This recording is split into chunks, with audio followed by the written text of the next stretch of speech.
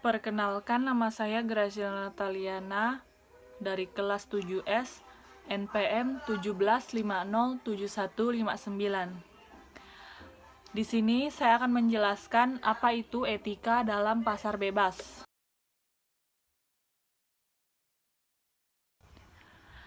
Yang pertama ialah Masyarakat Ekonomi ASEAN atau MEA.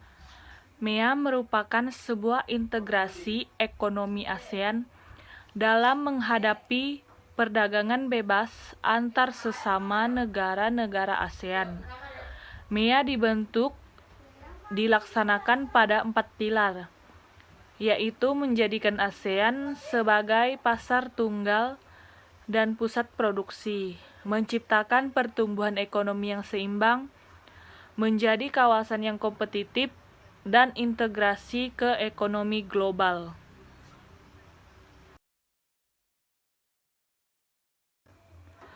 Selanjutnya, tujuan dari MEA itu sendiri ialah yang pertama, memperkuat hubungan antar negara ASEAN. Yang kedua, mewujudkan sistem perbankan. Yang ketiga, merencanakan sistem keuangan. Yang keempat, ketahanan pangan. Yang kelima, keamanan politik. Yang keenam, sosial budaya. Selanjutnya, etika di dalam pasar bebas itu sendiri. Etika pasar bebas adalah suatu pasar yang ideal.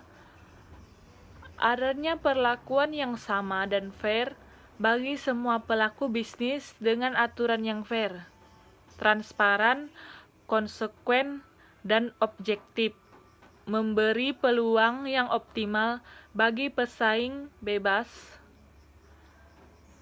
dan juga sengit dalam ekonomi. Pasar bebas diadvokasikan oleh pengusul ekonomi liberalisme. Salah satu ukuran kemajuan suatu bangsa dan keberhasilan suatu pemerintah di era pasar bebas adalah tingkat kemampuannya untuk menguasai teknologi ekonomi. Selanjutnya, keunggulan moral pasar bebas. Yang pertama, sistem ekonomi pasar bebas menjamin keadilan melalui jaminan perlakuan yang sama dan fair bagi semua pelaku ekonomi. Yang kedua, ada aturan yang jelas dan fair dan karena itu etis. Yang ketiga, pasar memberi peluang yang optimal. Yang keempat, dari segi pemerataan ekonomi, pada tingkat pertama ekonomi pasar jauh lebih mampu menjamin pertumbuhan ekonomi. Selanjutnya, pasar bebas juga memberikan peluang yang optimal bagi perwujudan kebebasan manusia.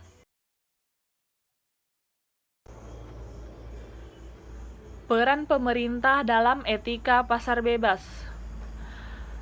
Ada 5 peran pemerintah dalam etika pasar bebas.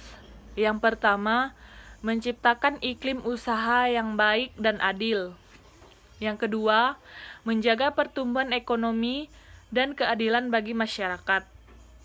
Yang ketiga, mengawasi agar kegiatan ekonomi yang merugikan dapat dihindari dan mengawasi kegiatan-kegiatan perusahaan. Yang keempat, mewujudkan ekonomi dan iklim bisnis yang etis. Yang kelima, mewujudkan keberhasilan di era globalisasi.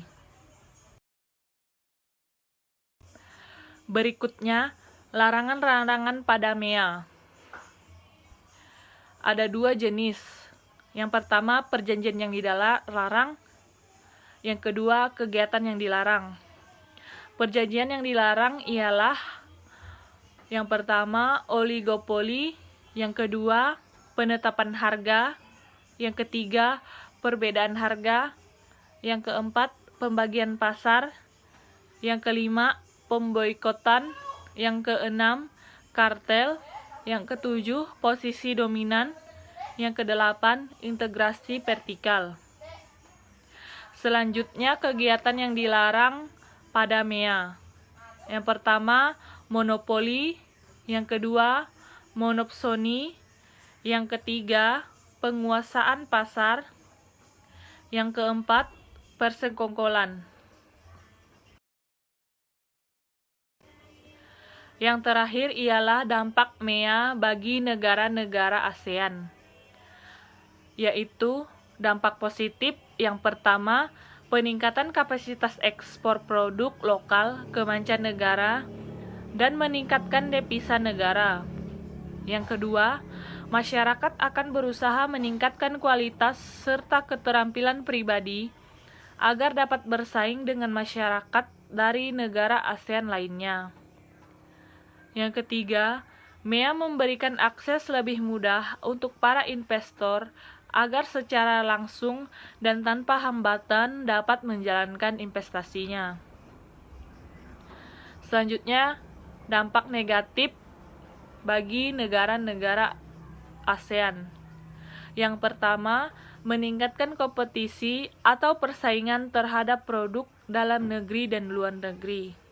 Yang kedua, meningkatkan persaingan untuk mendapatkan pekerjaan, terutama di dalam negeri. Yang ketiga, eksploitasi terhadap sumber daya alam maupun sumber daya manusia. Berikut penjelasan dari saya ucapkan terima kasih.